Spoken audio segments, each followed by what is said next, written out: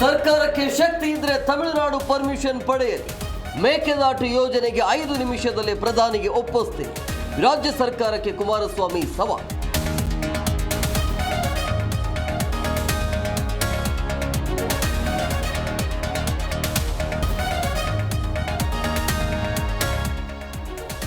ಶಾಸಕ ರಮೇಶ್ ಜಾರಕಿಹೊಳಿ ಪುತ್ರನ ವಿರುದ್ಧ ಎಫ್ಐಆರ್.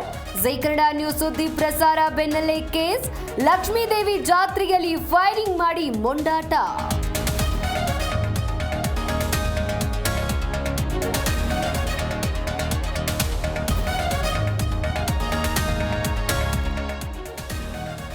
ಸಾಲ ಕೊಟ್ಟ ವಾಪಸ್ ಕೊಡದಿದ್ದಕ್ಕೆ ಕೆರಳಿ ಕೆಂಡ, ಹಾಡಹಗಲೇ ಚಾಕುವಿನಿಂದ ಚುಚ್ಚಿ ಭೀಕರ ಕೊಲೆ.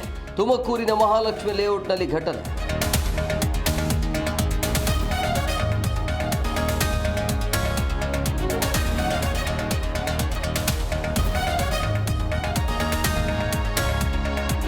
ನಿಯಂತ್ರಣ ತಪ್ಪಿ ಗದ್ದೆಗೆ ನುಗ್ಗಿದ ಕೆಎಸ್ಆರ್ಟಿಸಿ ಬಸ್.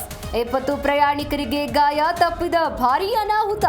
ಮಂಡ್ಯದ ಶಿವಳ್ಳಿ ಗ್ರಾಮದಲ್ಲಿ ಘಟನೆ.